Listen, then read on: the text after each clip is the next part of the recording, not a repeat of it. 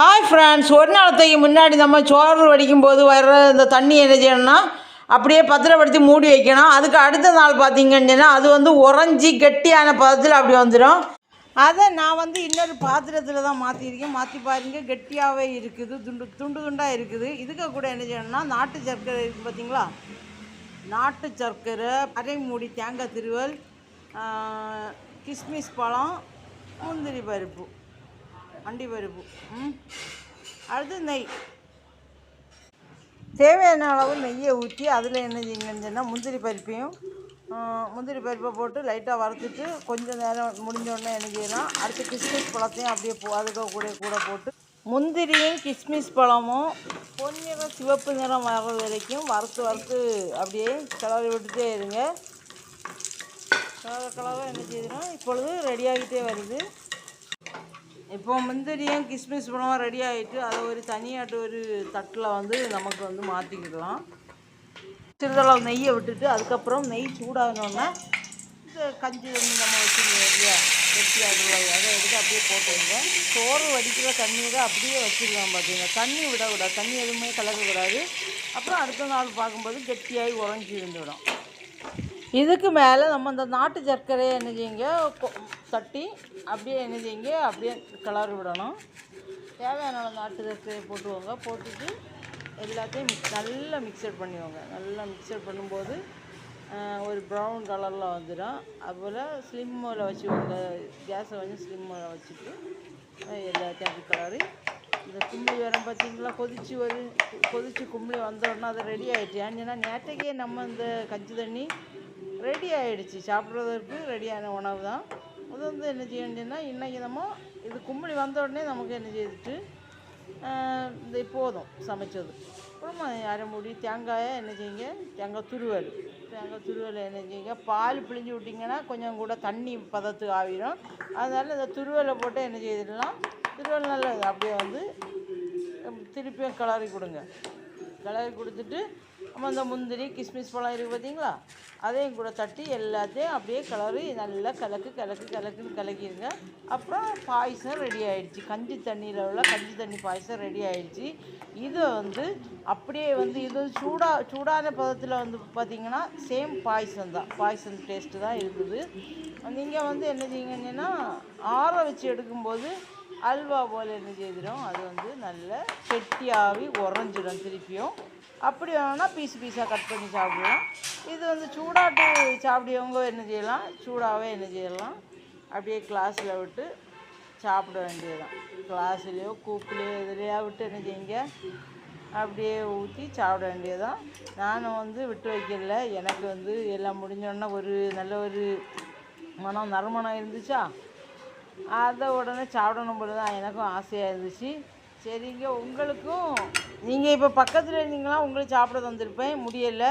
நான் இப்போது இந்த எடுத்து குடிக்க ஆசைப்பட்டோடனே இங்கே ஒரு சிக்ஸர் அடிச்சுட்டு நிற்கார் ஒரு ஆள். இவரை பார்த்தோன்னே எனக்கும் ஒரு ஆசை, அப்படியே ஒரு சிக்ஸர் அடித்தா எப்படி போவோம் அப்படின்னு சொல்லிட்டு. பாயசம் உங்களை சேருமா அப்படிங்கிற ஆசை. ஆனால் இங்கே ஜன்னல் இருக்குது, அதனால் வரல. கிளாஸ் அங்கே என்ன செய்யலாம், வெளியே போகாது. சரி, நானே குடித்து அதனுடைய டேஸ்ட்டை உங்களுக்கு சொல்ல போகிறேன். சரி, இங்கே குடித்து பார்க்கலாம் எப்படி இருக்குன்னு. அருமை சூப்பராக இருக்குது, கேட்டிங்களா, நல்லா இருக்குது. நீங்களும் இது போல் பண்ணி சாப்பிடுங்க. இது ஈஸியான சிம்பிள் தான் பார்த்தீங்களா, வேறு ரொம்ப செலவுகள் ஒன்றும் இல்லை. இது சாதாரணமானது. நாட்டு சர்க்கரை கூட 40 ரூபாய்க்கு கிடைக்கும் ஒரு பாக்கெட்டு. தான உணவு. இதில் பதாம் பிஸ்தா எல்லாம் போட்டு அப்படி குடித்தா கூட அதெல்லாம் பொடிச்சு ஒரு அடித்து போட்டு குடிச்சிங்கன்னா இதோட ரொம்ப டேஸ்ட்டாக இருக்கும். அதோடைய சுவை பிரமாதமாக இருக்கும். சின்ன குழந்தைகள் ரொம்ப விரும்பி சாப்பிடுவாங்க. ஒரு 6 மாதம் முடிஞ்ச பிள்ளைங்களுக்கு புரோட்டீனுள்ள சத்தெல்லாம் பார்த்திங்கன்னா சோறு வடிக்கும் இந்த தண்ணியில் இறங்கிடும். பார்த்திங்க, அவங்களுக்கு பூரணமான மொத்த சத்தும் கிடச்சிடும். பார்த்துருங்க, நல்ல டேஸ்ட்டாக இருக்குது இல்லையா. இதை நம்ம குட்டி பசங்களுக்கு கொடுத்தா நல்ல ஹெல்த்தியாகவும் டேஸ்டியாகவும் இருக்கும். எல்லோரும் விரும்பி சாப்பிடுவாங்க. ஆஹா, ஒரு காக்கா கூடு கட்டுறதற்கு குச்சி சுள்ளிகள் ஒடிச்சிட்டே இருக்கு, கேட்டிங்களா, அழகாக இருப்பாக்க. இது அவங்களுக்கு எளிதில் செரிமானமும் ஆகும். அதனால் என்னங்க, சின்ன பிள்ளைங்களுக்கு இந்த முந்திரி போட்டு அப்படி முழுமையாக கொடுக்காதீங்க. இந்த முந்திரி பதாம் பிஸ்தா எல்லாம் என்ன செய்யுங்க, பொடிச்சு போட்டு அப்படி நல்லா பொடியாட்டு சமைச்சு கொடுங்க.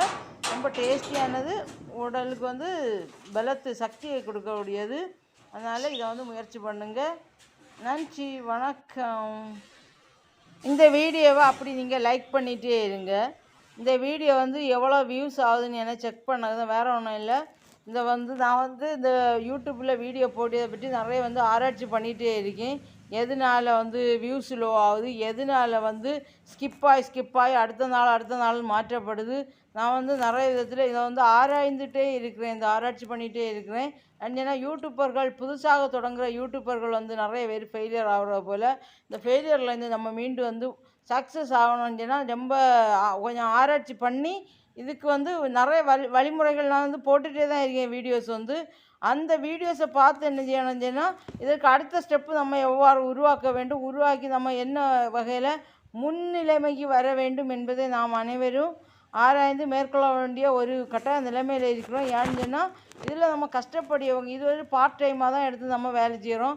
வீட்டில் ஃப்ரீயாக இருக்கிறதுக்கு ஏதாவது நமக்கு ஒரு வருமானம் மாதம் கிடைக்குமே, அந்த லெவலில் தான் என்ன செய்கிறோம், இப்படிப்பட்ட முயற்சிகளில் நாம் இறங்குகிறோம். முயற்சிகள் ஒருபோதும் தோல்வி அடையக்கூடாது. அதற்கான இதற்கு இடையூறாக ஏதாவது இருக்கும்போது அதற்கான முன் ஏற்பாடுகளையும் அடுத்தடுத்த ஸ்டெப்புகளையும் நம்ம செய்து முன்னேற்றமான பாதையை நம்ம செல்ல வேண்டும். வளர்ச்சி அப்பொழுது தான் நம்முடைய நாடுகள் வளர்ச்சி அடையும். நன்றி, வணக்கம். உனக்கும் மனம் அடிச்சிட்டோ, என்ன சாப்பிட்டாலும் வந்துடு, உனக்கும் உண்டு. இதில் பாத்திரத்தில் விட்டு தரேன், பாத்திரத்தில் விட்டு தரட்டுமா? சாப்பிடுதியா? சரிம்மா, வா தரலாம். சரியா? சோறு சாப்பிட்ட பின்னாடி தான் பாயசம் சாப்பிடணும். இது இப்போ உறைஞ்சி போச்சுன்னா அது அல்வாவை மாறிடும், அதுவும் சாப்பிட உங்களுக்கு வசதியாக இருக்கும். சிக்கே சிக்கே கள்ளமொழி இப்போ கள்ளமொழி முழிப்பேன். எதுவுமே நடக்காதது போல ஒரு கள்ள மொழி முழிச்சுதே, அது எப்படி ஒன்றால் மட்டும் முடியுது? லோய் லோய் இப்படிடா